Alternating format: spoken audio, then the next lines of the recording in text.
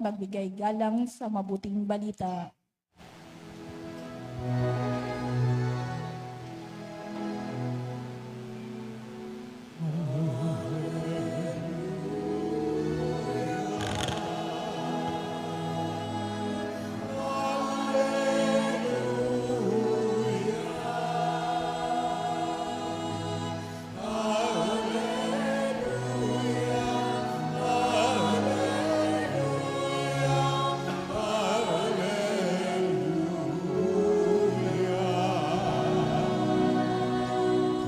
Mapalad ang mga dukha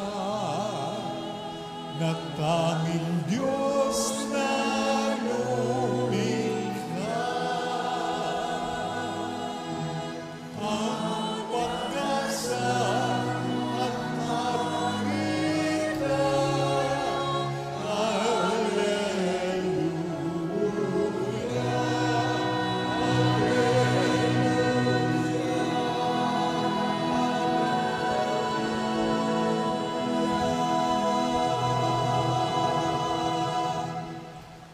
Sumainyo ang Panginoon. At sumaiyo rin. Ang mabuting balita ng Panginoon ayon kay San Lucas. Papuri sa iyo, Panginoon. Noong panahong iyon, sinabi kay Jesus ng isa sa mga tao, "Guro, iutos nga po ninyo sa kapatid ko na ibigay sa akin ang bahagi sa aming mana." Sumagot siya, "Ginoo, sino ang naglagay sa akin bilang hukom o tagapaghati ng mana ninyo?" At sinabi niya sa kanilang lahat, "Mag-ingat kayo sa lahat ng uri ng kasakiman, sapagkat ang buhay ng tao ay wala sa laki ng kayamanan." At pagkatapos ay isinaysay ni Jesus ang talinhagang ito. Ang bukiri ng isang mayaman ay umani ng sagana. Kaya't nasabi niya sa sarili, "Ano ang gagawin ko? Wala na akong paglagyan ng aking ani. Gigibain ko ang aking mga kamalig at magtatayo ako ng lalong mas malalaki. Doon ko ilalagay ang aking ani at ari-arian at sasabihin ko sa aking sarili, ayan, marami na akong ari-arian. Hindi na ako magkukulang habang buhay, kaya't mamamahinga na lang ako, kakain, iinom at magsasaya." Ngunit sinabi sa kanya ng Diyos, "Hangal, sa gabing ito'y babawian ka ng buhay. Kanino mapupunta ang mga bagay na inihanda mo?" Ganyan ang sasapitin ng nagtitipo ng kayamanan sa sarili, ngunit dukha naman sa paningin ng Diyos.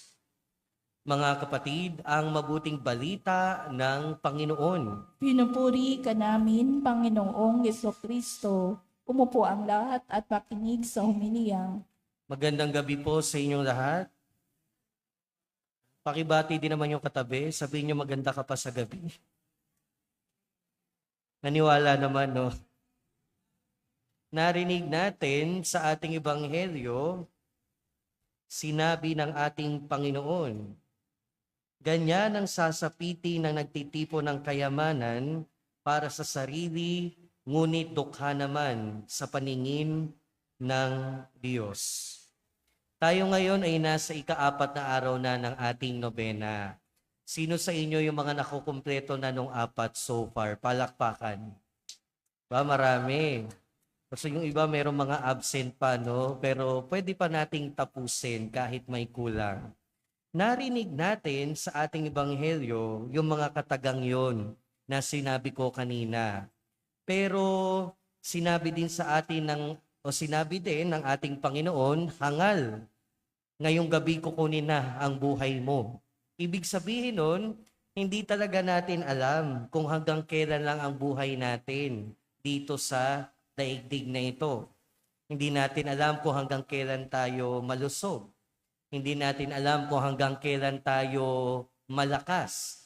Hindi natin alam kung hanggang kailan tayo buhay. And on that note, pwedeng tanungin natin at pagnilayan natin sa ating sarili, para saan ka ba nabubuhay? O siguro, magandang tanong din, para kanino ka nabubuhay? Marami sa atin ang pwedeng sagot, nabubuhay ako para sa aking pamilya. Nabubuhay ako para sa aking sarili. Nabubuhay ako para sa mga mahal ko sa buhay. Pero ibang kaso yung ating nasa ebanghelyo. Dahil obvious na obvious, nabubuhay siya hindi para sa iba, pero nabubuhay siya para sa kanyang sarili at sa kanyang kayamanan.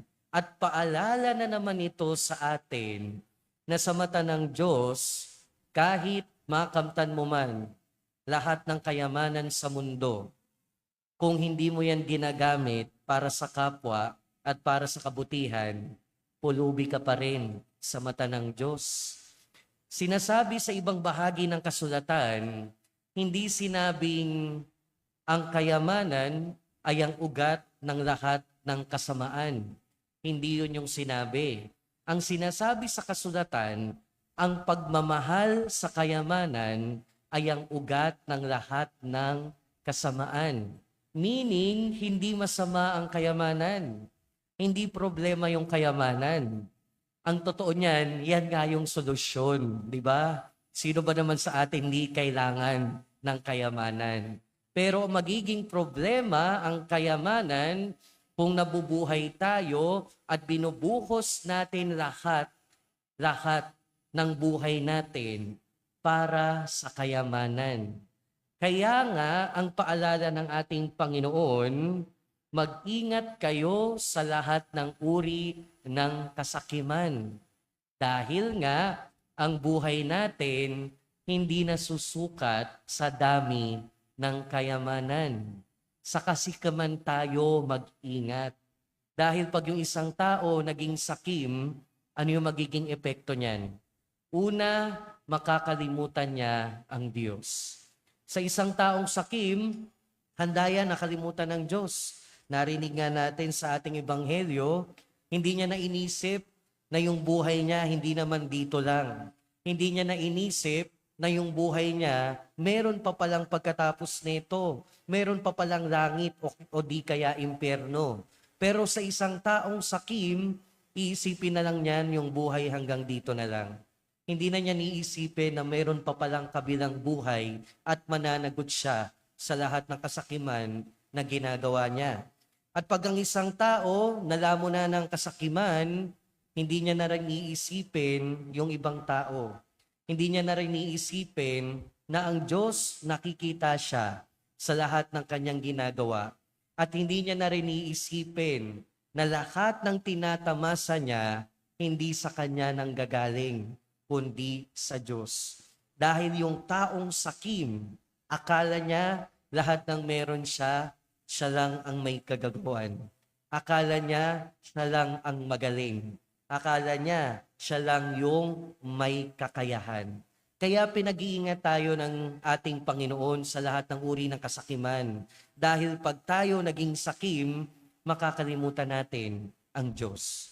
Pangalawa, pinag-iingat tayo ng ating Panginoon sa kasakiman dahil sa taong sakim, wala nang kinikilalang kapwa. Kaya nga, di ba, yung mga taong sabihin natin kurakot, yung mga korap, yung mga mandarambong, mga magdanakaw, hindi na niyan iniisip kung ano magiging epekto niyan sa kapwa. Bakit? Dahil nilamo na sila ng kasakiman. Wala na yang pake kung ano man ang mangyari sa kanilang kapwa dahil sarili na lang yung iniisip. Sa isang taong sakim, kahit kayang magbahagi ng maraming bagay, hindi magbabahagi yan dahil hindi na alintana kung ano yung paghihirap ng kanyang kapwa. Sa isang taong sakim, kahit pa sa harap niyan merong nagdurusa, merong pulubi, walang mangyayari. Bakit? Dahil sarili na lang ang iniisip. Dahil yung kasakiman, pinapalimot nito na meron tayong kapwa. Kaya nga ang paalala sa atin, mag-ingat sa lahat ng uri ng kasakiman. Dahil ang buhay ng tao ay wala sa laki ng kayamanan. Pero pinapakita sa atin ng ating mahal na Birheng Maria, ano ba yung gamot sa kasakiman? Ano ba yung kabaliktaran ng kasakiman? Ang buhay ng ating mahal na Birheng Maria, kabaliktaran ng kasakiman. At ano ang kabaliktaran ng kasakiman? Ang pagiging mapagbigay.